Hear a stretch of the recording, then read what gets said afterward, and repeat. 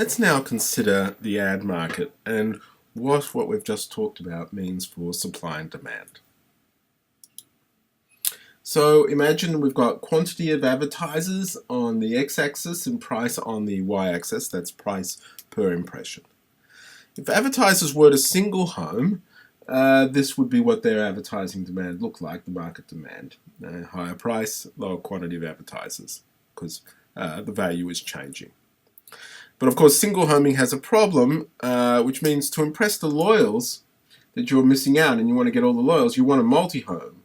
But that's at the cost of wasted switcher impressions. So your willingness to pay for multi-homing is in fact lower. So if you're multi-homing, the value you place on the additional impressions on another outlet are given by this demand curve here.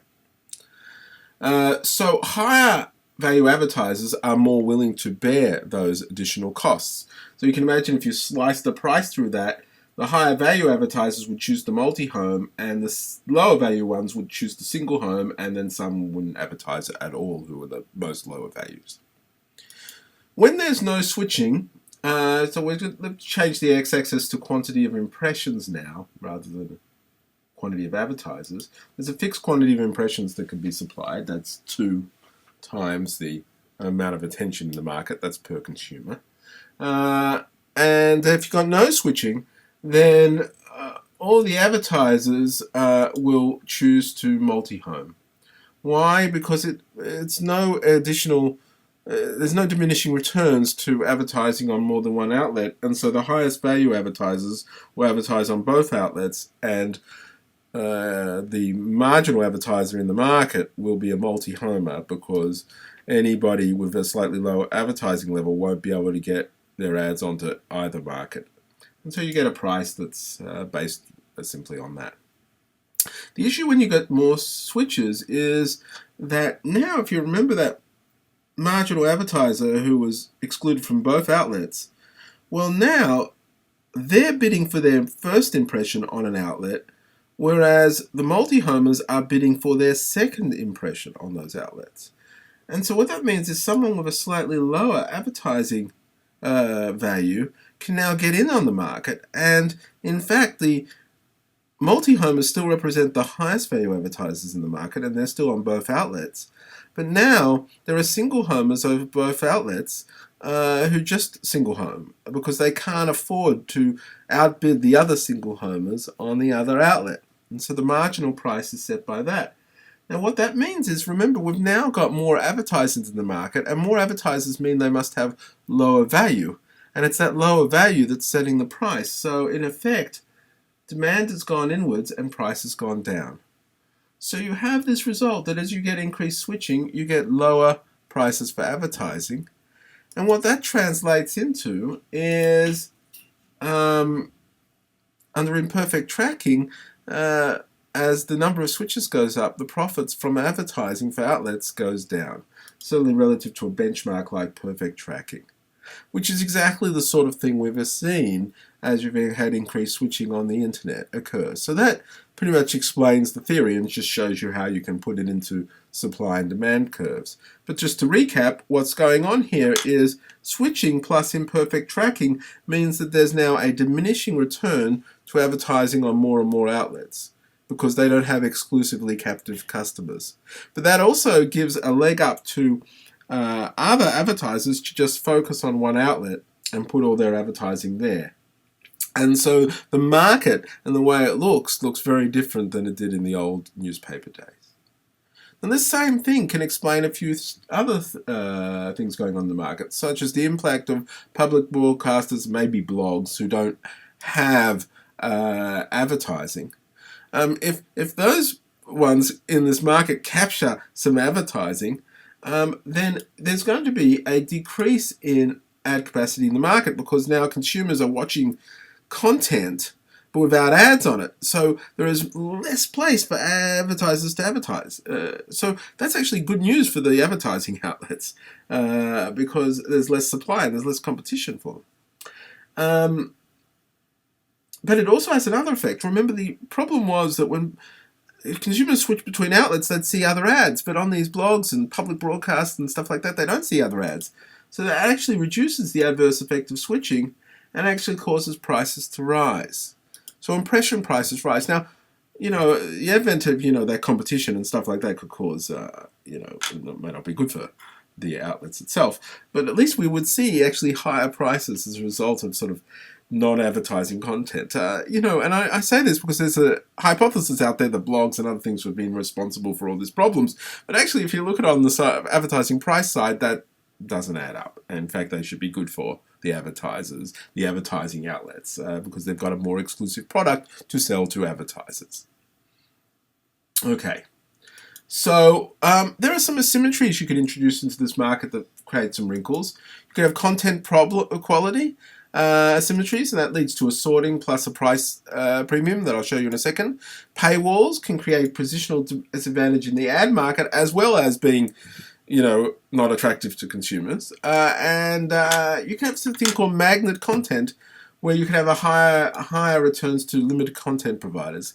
Let me very quickly explain all of those things. So here's how advertising market when the loyal customers on each outlet are symmetric. It looks like this. This is how the allocation looks. What happens if outlet number one has higher quality? And quality, I mean, can attract more loyal consumers. In that case, obviously DL1 is greater than DL2. And what that leads is to this. The single homers on outlet number one are willing to pay a premium because they access more loyal customers. And so they will be the sort of medium value advertisers, and the advertising in the entire market, price in the entire market, will be set on the outlet price for outlet number two, who are sort of at the bottom end of this because they've got fewer loyal customers. And you can see here that there's a difference now between the price that outlet number one is able to get and outlet number two is able to get. So by having higher quality, outlet number one gains a positional advantage in the advertising market. So not only is higher quality good for attracting consumers, but it also allows you to raise your advertising prices, which is pretty interesting, but also something we actually see. And you can see what's going on here. Paywalls have exactly the opposite effect. Here's what Rupert Murdoch said about paywalls. No, it's not a two-way street with Google sending traffic. What's the point of someone coming occasionally who likes a headline they see on Google? Sure, we go out and we say we have so many billions of visitors. The fact is there's not enough advertising in the world to go around to make all the websites profitable. We'd rather have fewer people coming to our websites but paying. They don't suddenly become loyal readers of our website. So what he's saying here is that, he puts a paywall up, and now he keeps people there more often, and so they're going to be sort of more attractive to advertisers, which could be true. But there's another effect as well. If you have things like micropayments, where you pay regardless of the site you visit, say outlet number one put this in, there'd be more loyal customers who would just stick to outlet number two, and fewer to outlet number one. And we know from our previous thing is that's bad for outlet number one. In terms of subscriptions, if we have subscriptions, there is an increase in loyal customers for outlet number two. Why? Because if someone visited outlet number one and outlet number two in the morning, they could go to outlet number one in the afternoon, but they have to pay a subscription that covers the whole of their content. But they're not going to see all of their content. So why would they do that? So they stay with outlet number two. Again, improves outlet number two's prospects relative to outlet number one. A limited paywall, as in the Financial Times, New York Times, etc., has the opposite effect. It causes people who are on outlet number one to say, "Oh, should I stay there? If I stay there, I've got to pay for the afternoon content. No, I'll switch." So you get less loyal number ones. Either way, you get this, and so paywalls may cause you a positional disadvantage in advertising markets. So not only paywalls drive away customers per se, they might actually lower your advertising revenue. And now, if you get better targeting and other things, it could all be a little bit different. The final thing I want to talk about in terms of asymmetries is magnet content. Suppose that outlet 2 has limited content, and so can only serve one period of attention. In other words, they just don't have as much news to keep someone's attention over the morning and afternoon. It's just one. Okay? Just imagine that happens. So that means there can't be any loyal customers to outlet number 2. And so what happens is, well, here's the allocation, depending on how great outlet number 1 is. If outlet number 1 is really good, we get lots of multi-homers, we get single homers on 1 and single homers on 2. But as outlet, and so we get that same outcome as we saw under asymmetric quality. Okay, fair enough. But what happens if outlet number 1 isn't that good? So we have a lot of people will go and visit outlet number 2, even if they can only go for one period. Well, in that situation, we end up with this. Now, the intuition here is that the advertisers are saying, hey, outlet number 2 is very good. I may as well just advertise there, because eventually the consumers are going to come there. I don't have to worry about spreading my advertising over more outlets. And similarly, on advertising outlet number 1, I can advertise there because I know most of the consumers are going to end up consuming just part of the content there, but I won't be getting wasted impressions, but I'll pick them up. So I'll advertise on outlet number 1, and so you get this symmetry occurring. Now here's the issue though. If you look at the profits that arise there, you'll notice that as the quality of outlet number 2 rises, which is on the x-axis, the full content provider and limited content providers' profits converge to the same amount. So as the limited content provider's share rises, industry profits rise, but they get twice the return to their limited content than to full content. Remember, they're only providing half the content and they're getting the same amount of profit as the full content provider. So they get a higher return per reader due to a positional advantage.